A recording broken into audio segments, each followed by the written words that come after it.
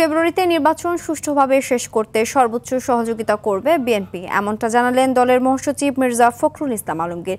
সকালে ৪৭তম প্রতিষ্ঠা বার্ষিকীতে দলের প্রেসিডেন্ট শহীদ জিয়াউর রহমানের সমাধিতে শ্রদ্ধা নিবেদন শেষে একথা জানান তিনি। অন্তর্বর্তী সরকারের সংস্কার নিয়ে বলেন, সরকারের সংস্কার কর্মসূচিতে প্রান্তিক ও সাধারণ মানুষের প্রতিনিধি নেই বলে এ প্রক্রিয়া এগোতে পারেনি। মির্জা ফখরুল বলেন, বারবার বিএনপিকে ধ্বংস করার চেষ্টা করা হয়েছে, কিন্তু ফিনিক্স পাখির মতো জিয়াউর রহমানের আদর্শকে ধারণ করে ফিরে এসেছে।